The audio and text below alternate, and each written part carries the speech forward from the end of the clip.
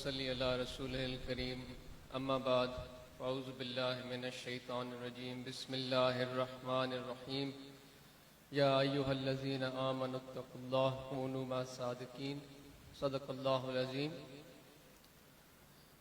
میرے پیارے دوستو، دوست اتنی عزت اور پیار سے میرا ذکر کر رہے تھے، مگر حقیقت میں شہزادہ تو نہیں، کوشش کرتا ہوں کہ اپنے پیر و مرشد حضور قبلہ عالم محبوب سجن سائیں کے غلاموں میں میرا نام آ جائے۔ میرے لیے اس سے بڑی شہزادگی کوئی نہیں ہوگی کہ اگر میرے پیر کے غلاموں میں میرا نام سب سے اوپر ہو۔ تو میرے دوستو، گفتگو کرنا اور اتنے محترم پیارے لوگوں کے سامنے گفتگو کرنا یہ آسان بات نہیں ہے، یہ بڑی ذمہ داری کا کام ہے۔ میں نے آپ کے سامنے قرآن کریم کی آیت میں کا کچھ حصہ آپ کے سامنے پڑھا، تو میں آپ سے پوچھنا چاہتا ہوں اور خود سے بھی پوچھنا چاہتا ہوں، کیا ہم اللہ سے ڈرتے ہیں؟ ڈرتے ہیں ہم اللہ کی ذات سے؟ سوچیں، اگر ڈرتے ہیں تو آج ہم میں سے کوئی ایسا تو نہیں ہے جس نے کسی کا دل دکھایا ہو؟ آج ہم میں سے کوئی ایسا تو نہیں ہے جو کسی انسان کا حق کھا کر یہاں پر پہنچا ہو؟ کوئی ایسا تو نہیں ہے جس سے کسی نے معافی مانگی ہو اور اس نے اس کو معاف نہ کیا ہو؟ کوئی ایسا تو نہیں ہے جس سے کسی نے محبت مانگی ہو اور اس نے اس کو محبت نہیں دی ہو؟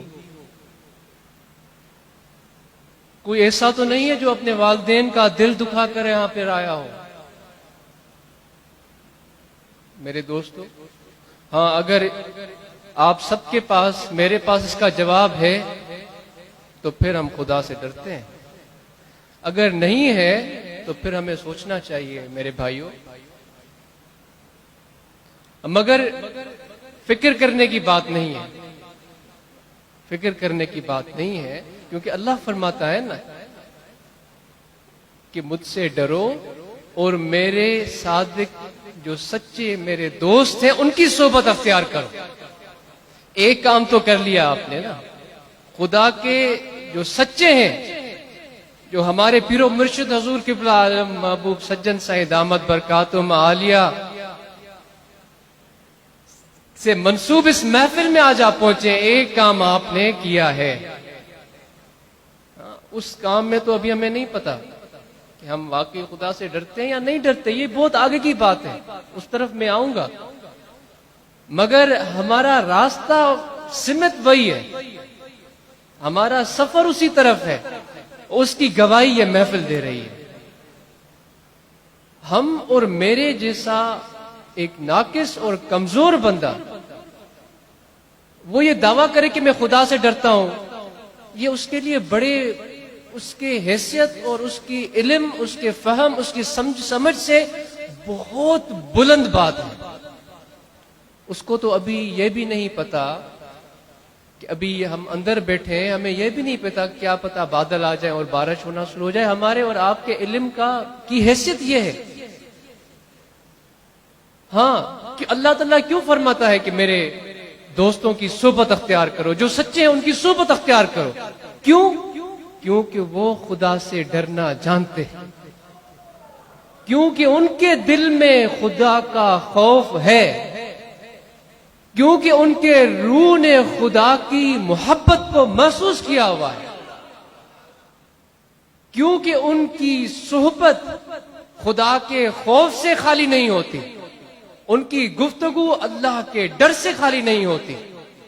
اس لیے خدا فرماتا ہے کہ میرے سچوں کی صحبت اختیار کرو گے، ان کے ساتھ بیٹھو گے، ان کے ہمنوا ہوگے، ان کا ذکر کرو گے، ان کی تعریف کرو گے، تو میری رحمت تمہارے دل میں میرا خوف بیدار کر دے گی۔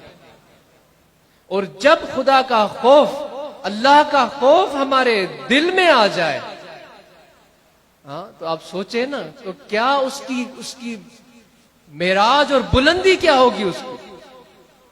آج ہم کتنے نعرے مارتے ہیں, عشق کی دعویٰ کرتے ہیں, گفتگو کرتے ہیں. اس وقت تو بڑا ایک ماحول بن جاتا ہے. یہ عام سی بات ہے. ماحول بنانا, کسی محفل میں ایک ماحول جما دینا, وہ سیاستدان بڑی بخوبی اپنی محفلوں میں کرتے ہیں, گانے بجانے والے بخوبی اپنی محفلوں میں کرتے ہیں. ہر محفل کی ایک تاثیر پیدا ہو جاتی ہے. کسی نعرے کا یا کسی دعوے کا ایک تاثر ایک محفل میں پیدا کر دینا, یہ اس کا ثبوت نہیں ہے کہ وہ اپنے دل سے بھی نعرہ لگا رہا ہے. ہاں, اس کی حلق سے آواز بڑی بہترین آ رہی ہے, بڑے خوبصورت سے, قرأت سے, طریقے سے, جوش سے, ولولے سے. پتہ کب لگے گا؟ کب پتہ لگے گا یہ پتہ ہے نا مجھے. پتہ تب لگے گا جب اس کا اٹھنا, بیٹھنا, چلنا, گفتگو کرنا, اس کے معمولات میں, اس کے گھر میں, اس کے رویے میں, اس کے کردار میں وہ ساری چیزیں پہلے سے نظر آ جائیں کہ نعرے کی ضرورت ہی نہیں پڑے. وہ سچا نعرہ ہے بھائی. وہ کیسا نعرہ جس میں صرف آواز شامل ہو, جس میں کردار ہی نہیں ہو, جس میں محبت کا احساس ہی نہیں ہو.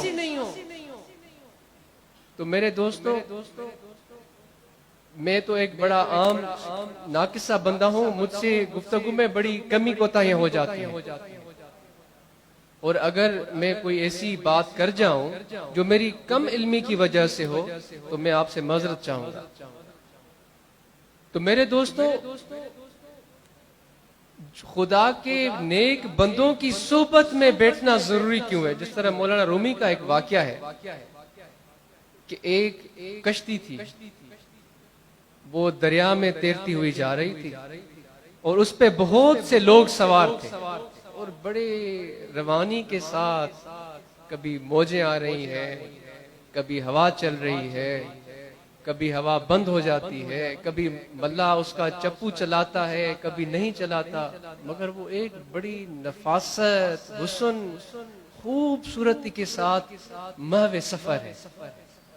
اس کے اوپر جتنے بھی لوگ سوار ہیں وہ اس پانی کی خوبصورتی کا, خدا کے پیدا کی ہوئی اس کائنات کے نظاروں کا, جلووں کا بڑا لطف لیتے ہوئے اس کشتی میں سواری کرتے ہوئے جا رہے ہیں. اور ادھر ہی اس کشتی کے ساتھ ایک چھوٹا سا لکڑی کا ٹکڑا ہے, وہ ہچکچولے کھا رہا ہے. ہوا آتی ہے تو وہ تیز ہو جاتا ہے, بند ہوتی ہے تو رک جاتا ہے, موج آتی ہے تو اوپر چلا جاتا ہے, پھر نیچے چلا جاتا ہے. اور وہ یہ لکڑی کا ٹکڑا جو ہے وہ کشتی کو دیکھ رہا تھا. جب وہ کشتی کے قریب پہنچا تو وہ گفتگو, مولانا رومی فرماتے ہیں کیونکہ اللہ کے جو کامل بندے ہیں ان کی جو گفتگو کرنے کا, ان کے سمجھانے کا طریقہ ایک بہترین اور ہمارے عقل اور فہم کے حساب سے ہوتا ہے تاکہ ہمیں باتیں سمجھ میں آ جائیں. وہ لکڑی اس کشتی سے گفتگو کرتی ہے, اس کو کہتی ہے کہ تو بھی لکڑی, میں بھی لکڑی, تو کیسے تیرتی جا رہی ہے؟ تیرے اوپر اتنے لوگ سوار ہیں, تو اپنے لیے بھی محفوظ اور تحفظ کا باعث ہے, اور اتنے لوگوں کو بھی تو نے حفاظت اور تحفظ کے ساتھ ان کی منزل کی طرف روا دوا ہے. اور دوسری میں ہوں, کبھی پانی میں ڈوب جاتی ہوں, کبھی اوپر چلی جاتی ہوں, کبھی ہوا آتی ہے تو تیز ہو جاتی ہوں, کبھی رک جاتی ہوں. میں فرق کیا ہے؟ تو کشتی اس کو کہتی ہے کہ فرق صرف ایک ہی ہے کہ مجھے ایک استاد کے ہاتھ لگے ہوئے ہیں.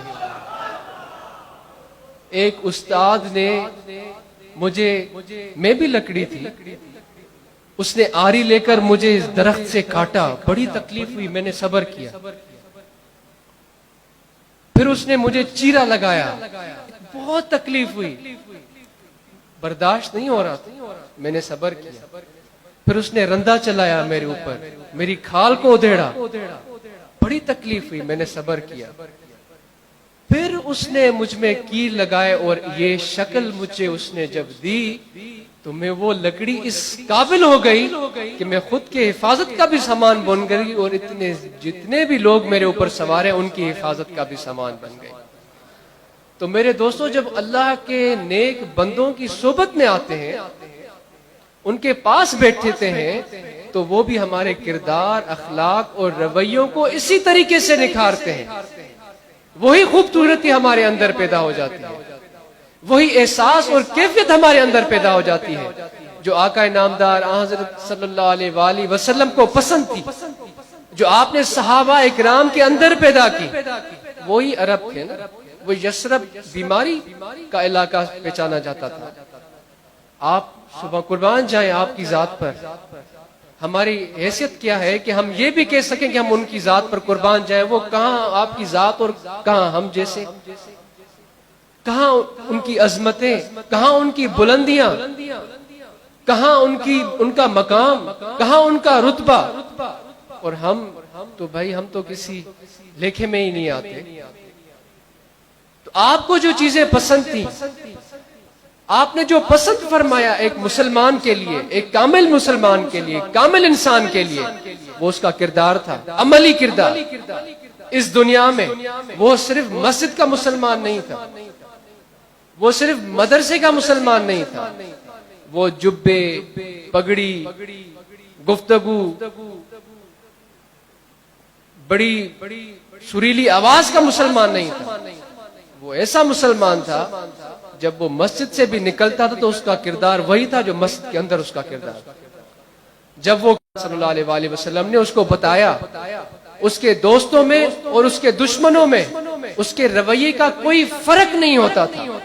یہ ثابت ہے نا میرے دوستو، آقا نامدار حضرت صلی اللہ علیہ وآلہ وسلم کی عملی زندگی سے یہ ثابت ہے کہ آپ کریم صلی اللہ علیہ وآلہ وسلم کے جو دشمن تھے، آپ نے مجبور کیا ان کو کہ وہ آپ کی محبت کے سامنے انہوں نے اپنی گردنیں جھکا دی. وہ مجبور ہو گئے آقا نامدار حضرت صلی اللہ علیہ وآلہ وسلم کی محبت اور شفقت کے سامنے. جیسے بھی وہ گفتگو کرتے تھے مگر کہتے تھے آپ ہیں سچے، کہتے تھے ہمیں پتا ہے یہ سچے ہیں، ہم گواہی دیتے ہیں آپ سچے ہیں، مگر ہم مجبور ہیں. ان کی توفیق ہی اتنی تھی، ان کی حیثیت ہی اتنی تھی، مگر آپ کا کردار اور آپ کا مقام اور آپ کا رتبہ ایسا تھا کہ بعض اوقات آپ کو گفتگو کرنے کی ضرورت ہی نہیں پڑتی تھی. دیکھنے والا پہچان لیتا تھا کہ یہ واقعی خدا کا پیغمبر ہے، یہ خدا کا رسول ہے. اگر خدا کی رضا کسی کے ساتھ ہے تو یہ ہمارے آقا نامدار حضرت صلی اللہ علیہ وآلہ وسلم کے ساتھ. تو جو خدا کے دوست ہیں، جو میرے پیر و مرشد حضور قبلہ عالم محبوب سجن سائی ہیں، یہ آج ساری رونقیں انہی کے دم سے ہیں میرے دوستو. جو اپنے پیر کے ساتھ، جو اپنے شیخ کے ساتھ، جو اللہ باز شریف کے ساتھ اپنی وابستگی مضبوط رکھے گا، اپنی دل سے محسوس کرے گا. شاہ صاحب تو بتا کے گئے نا آپ کو راستہ، دکھا کے گئے آپ کو اپنا یہ راستہ.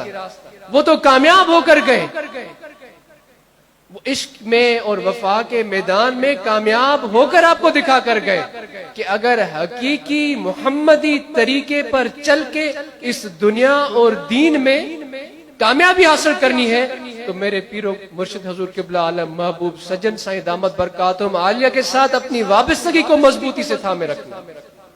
ان کے فرمودات، ان کے بیانات، ان کے احکامات کو غور سے سننا ہے. میرے پیر و حضور قبلہ عالم کیا فرماتے ہیں کہ آپ کے دینی اور دنیاوی عمل میں تضاد نہیں ہونا چاہیے. ایسے نہیں کہ ہم دین کے لیے تو بڑے اچھے علامہ بنے ہوئے ہیں مگر ہم اپنے کاروبار میں 2 نمبریاں کر رہے ہیں، چینی چھپا کے رکھتے ہیں، فرٹیلائزر جو دوسری چیزیں ہیں وہ چھپا کے رکھتے ہیں کہ ان کی قیمت بڑھے تو ہم مارکیٹ میں بیچیں، دوسروں کا حق مارتے ہیں. پھر خود کو تسلی دینے کے لیے ایک عمرہ، پھر دوسرا عمرہ، پھر تیسرا عمرہ. آپ کو کیا لگتا ہے اور ہمیں کہ خدا کوئی سیٹ ہے جو اس کو ہمارے عمروں کی ضرورت ہے؟ ہم اس کی مخلوق کا حق ماریں گے، ان پر ظلم کریں گے، ان کا جینا حرام کریں گے اور عمرہ کر کے آئیں گے تو ہم نے سب کچھ ٹھیک کر لیا. اس لیے میں نے آپ سے پوچھا تھا کہ ہم خدا سے ڈرتے؟ یہ ہمیں میرے دوستوں دیکھنا چاہیے. آپ کو اور مجھے لگتا ہے کہ خدا کی ذات کوئی آپ اور میرے جیسی ہے معاذ اللہ. کیونکہ ہم تو لوگوں کو دھوکے دیتے ہیں نا، فریب بناتے ہیں نا لوگوں کے سامنے ہم، اور پھر جیسا ہم نے لوگوں کے سامنے ایک اپنا فریبی رخ بنایا ہوتا ہے، معاذ اللہ خدا کے سامنے بھی ہم ایسا رخ بنا لیتے ہیں۔ اسی لیے تو ہم دین اور دنیاوی اپنے معمولات میں تضاد رکھے ہوئے ہیں، منافق بنے ہوئے ہیں، منافقت کرتے ہیں، لوگوں پر قہر بن کے کڑکتے ہیں، ان پر ظلم کرتے ہیں۔ ہمیں لگتا ہے کہ ظلم کرنا کسی کو لاٹھی سے مارنا ہے، کسی کو تکلیف دینا ہے، جب اس پہ سوئی چبونا ہو۔ میرے دوستوں، کسی کا دل دکھانا، بیٹھا ہوا تھا اور وہ گفتگو کر رہا تھا، وہ جیسی اس کی حیثیت تھی، جیسی اس کی سمجھ تھی، اب صحیح غلط یہ آپ خود فیصلہ کر سکتے ہیں، وہ گفتگو کر رہا ہے اور کہہ رہا ہے کہ میرے رب تو کہاں ہے، تو اتنے جہانوں کو چلاتا ہے، اتنی تیری کائنات ہے، اس میں انسان ہے، پرندے ہیں، جانور ہیں، کوئی تجھے مانتا ہے، کوئی تجھے نہیں مانتا، تو سب پر رحم کی نظر پھیرتا ہے، کتنا تیرا مشکل کام ہے، تو کتنا تھک گیا ہوگا۔ اے میرے رب، اگر تو مل جائے نا، تو اتنا تھک گیا ہے تو میں تجھے دباؤں، تیرے بال بڑے ہو گئے ہوں گے، میں تیرے بالوں میں کنگھی پھیروں، اور تجھے بھوک لگی ہوگی۔ وہ یہ گفتگو کر رہا تھا جیسی اس کی سمجھ تھی، تو موسیٰ علیہ السلام نے ان کو فرمایا کہ بے وقوف، کیا گفتگو کر رہے ہو، کیسی باتیں کر رہے ہو، خدا ان سب چیزوں سے پاک ہے، اس کو ان چیزوں کی ضرورت نہیں ہے۔ قل هو اللہ احد، اللہ تعالیٰ خود اپنا تعارف کرواتا ہے نا۔ تو موسیٰ علیہ السلام نے ان کو بالکل بجا فرمایا۔ موسیٰ علیہ السلام کیونکہ جذباتی تھے، ان کے غصے کے واقعات آپ نے قرآن میں بھی پڑھے ہیں، آپ نے اس کو اتنا ڈانٹا اور ڈرایا کہ اس نے چیخ ماری اور وہ بھاگ گیا۔ جب موسیٰ علیہ السلام طور سینا پر پہنچے اور خدا کے ساتھ ہم کلام ہوئے، تو اللہ تبارک و تعالیٰ نے موسیٰ علیہ السلام کو فرمایا کہ اے ہمارے پیغمبر، اے ہمارے پیارے، ہم نے تو آپ کو بھیجا تھا کہ آپ ان کو ہمارے قریب کریں جو ہم سے دور ہیں، نہ کہ جو میرے قریب ہیں ان کو ہم سے دور کریں۔ تو میرے دوستو، خود اپنے آپ پر نظر ڈالنی چاہیے، اپنے دل میں جھانکنا چاہیے، اپنے روح میں جھانکنا چاہیے، اپنی کمی کوتاہیوں پر نظر ہونی چاہیے، اور پھر انشاءاللہ جب اپنی کمی کوتاہیوں پر نظر ہوگی تو پھر کسی گفتگو کی بھی ضرورت نہیں پڑے گی۔ اور یہ چیزیں کب ہمارے اندر پیدا ہوتی ہیں؟ جب ایک مرد کامل، مرد کلندر کی صحبت میسر ہوتی ہے۔ تو میرے دوستو، الحمدللہ ہم خوش قسمت ہیں کہ ایسی محفلیں ہمیں میسر ہیں، ہمارے پیر و مرشد کا فیوز و برکات، ان کا فیضان، آقا نامدار حضرت صلی اللہ علیہ وآلہ وسلم کی محبتیں، ان کی توجہات ہمارے مشائخ کرام کے وسیلے سے ہمیں مل رہی ہیں۔ تو ایسی محفلیں اللہ تبارک و تعالی تا دیر تا قیامت سلامت شاد و آباد رکھے، اور جو میرے پیر و مرشد حضور قبلہ عالم محبوب سجن سائیں کے آستانے ہیں، جو ان کی خانقاہیں ہیں، جو ان سے منسوب خانقاہیں ہیں، انشاءاللہ ان میں سے کبھی ایسی چیزیں بلندی نہیں ہوئی جس نے انسانیت کو تکلیف میں ڈالا ہو، جس نے مسلمانوں کے اندر کشمکش پیدا کی ہو۔ ہاں، اگر کوئی چیز بلند ہوئی ہے تو وہ ذکر اللہ بلند ہوا، کئی اگر کوئی چیز بلند ہوئی ہے تو وہ عشق محمدی بلند ہوا، اگر کوئی چیز بلند ہوئی ہے تو وہ محبت کا پیغام بلند ہوا، اگر کوئی چیز بلند ہوئی ہے تو وہ صبر کی تلقین بلند ہوئی ہے۔ تو میرے دوستو، اپنے مرشد کی بیانات، ان کے فرمودات کو سمجھ کر ان پر عمل کرنے کی ضرورت ہے، اپنے شیخ کی ذات کی طرف متوجہ ہونے کی ضرورت ہے۔ ماشاءاللہ عارف شاہ صاحب اور ان کے بھائی اپنے پیر و مرشد کے پیغام کو آگے لے کر چل رہے ہیں۔ عارف شاہ صاحب کی خدمتیں اس جماعت کے لیے اپنے شیخ کی پیغام پر لبیک کہہ کر اس پیغام کو آگے لے کر چلنے کے لیے قابل تحسین ہے، اور میری دعا ہے کہ اللہ تبارک و تعالی عارف شاہ صاحب کو یہ محبت، یہ استقامت، یہ شوق، یہ جوش، یہ جذبہ ہمیشہ اسی طرح بلند رکھے جس طرح ان کے والد گرامی کے دل میں ہمیشہ بلند تھا۔ وہی محبت، وہی پیار اپنے شیخ سے جو ان کے والد محترم ہمارے پیارے جناب اسماعیل شاہ صاحب کے ساتھ ہم نے محسوس کیا، وہ آج ہم کو ان کے ساتھ بھی محسوس ہوتا ہے۔ ہماری دعا ہے کہ اللہ تبارک و تعالی عارف شاہ صاحب پر بھی وہی نظر رکھے جو ان کے ہمارے مرشد کی وہی ان پہ نظر رکھے جو ان کے والد محترم پر نظر، اور انشاءاللہ اس کا ذریعہ ایک ہی ہے، وہ فنا فی شیخ ہے، اپنے شیخ کی ذات میں فنایت ہے۔ اگر کچھ نظر آئے تو شیخ کی رضا نظر آئے، اگر کچھ طلب ہو تو شیخ کی رضا کی طلب ہو، کیونکہ جس طرح میں نے آپ کو پہلے کہا نا، اللہ نے کیوں کہا ہے کہ میرے سچے دوستوں کے ساتھ رہو؟ کیونکہ خدا جانتا ہے کہ ان کے دل میں میرا خوف ہے۔ اور ہم شیخ کی رضا کی طلب کیوں کرتے ہیں؟ کیونکہ خدا کی رضا ان کے ساتھ، یہ راستہ ہے، اسی پر چل کر ہم خدا کے حضور کی طرف متوجہ ہوتے ہیں۔ تو تبلیغ کا کام، طریقت کا کام اسی طرح جاری و ساری رہنا چاہیے۔ یہ محبت کا پیغام ہے، انشاءاللہ اس کو کسی فرد کی ضرورت نہیں ہے۔ میرے پیر کی جماعت میں میرے جیسے ہزاروں لاکھوں پھرتے ہیں، میرے پیر کی تبلیغ کو، اس کام کی تجوید کو کسی فرد کی ضرورت نہیں ہے، یہ خدا کے حکم سے چلتا ہے، یہ آقا نامدار حضرت صلی اللہ علیہ وآلہ وسلم کی توجہ سے چلتا ہے۔ اگر کسی کے دل میں یہ بات ہے بھی تو وہ اپنا نقصان کر رہا ہے، اپنی پریشانی کا سامان اکٹھا کر رہا ہے، اپنی رسوائی کا سامان اکٹھا کر رہا ہے، اس کے سوائے اس کو کچھ نہیں ملے گا۔ اگر کچھ پانے کا سامان اکٹھا کرنا ہے تو اپنے پیر کے نام کو بلند کرے، آقا نامدار حضرت صلی اللہ علیہ وآلہ وسلم کی محبت کو بلند کرے، تو انشاءاللہ اللہ کی رضا اس کے ساتھ ہے۔ اللہ تبارک و تعالی آپ سب کا، ہم سب کا یہاں جمع ہونا قبول فرمائے۔ سب کے لیے دعا ہے کہ اللہ تبارک و تعالی ہم سب کے لیے آسانیاں، خیر اور برکت کا باعث بنائے۔ الحمدللہ رب العالمین والعاقبۃ للمتقین والصلاۃ والسلام علی سید الانبیاء والمرسلین۔ اے میرے پروردگار ہم سب کے لیے خیر اور آسانیاں فرما، برکتیں اور رحمت عطا فرما۔ میرے پروردگار تیرے فضل کی وسعت کو تو ہی جانتا ہے، ہم تو اپنی کوتاہیوں کو بھی نہیں پرکھ سکتے، ہم تو اپنی خامیوں کو بھی نہیں پرکھ سکتے میرے مولا، مگر تو سب جانتا ہے۔ تو اپنے فضل اور اپنے کرم سے ہم سب کی کمیوں اور کوتاہیوں کو دور فرما، ہمارے دلوں کو اپنے ذکر سے شاد اور آباد فرما۔ اے میرے پروردگار جتنے بھی یہاں پر آج ہم سب جمع ہوئے ہیں، ہم اس لیے جمع ہوئے ہیں کہ ہم تیری رضا حاصل کر سکیں، اور تیری رضا کی خاطر ہم یہاں پر بیٹھے ہیں۔ میرے پروردگار یہ محفلیں میرے پیر کے صدقے میں آباد ہیں، ان کی توجہ سے آباد ہے۔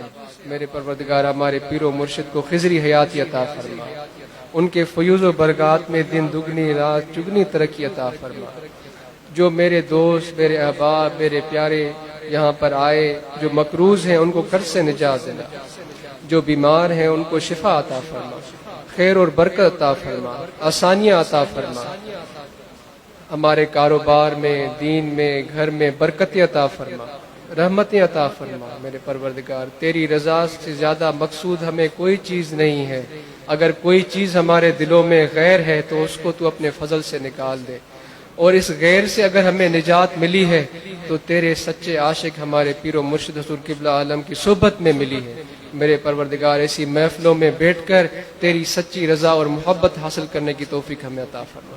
وصلی اللہ تعالی علی خیر خلقہ ونور عرشہ سیدنا مولانا محمد وعلی آلہ وصحبہ اجمعین برحمتک۔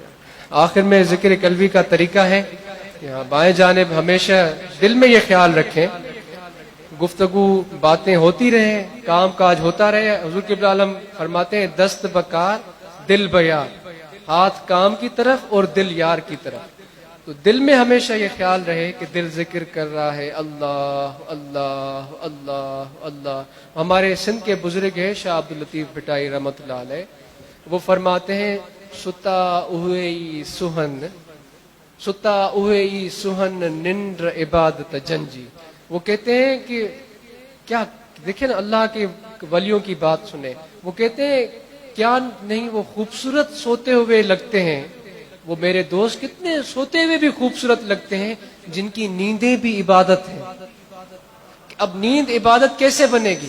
وہ اللہ کے ذکر سے عبادت بنے گی، کیونکہ جب دل اللہ کے ذکر میں شامل ہو جاتا ہے، مشغول ہو جاتا ہے، تو دل کبھی بھی بند نہیں ہوتا، دل ہمیشہ جاری و ساری رہتا ہے۔ اگر آپ کو کبھی محبت ہوئی ہو، جس طرح شیخ کی ذات کے ساتھ محبت ہوتی ہے، یا اپنے والدین کے ساتھ یا بچوں کے ساتھ، تو جب آپ صبح کو بیدار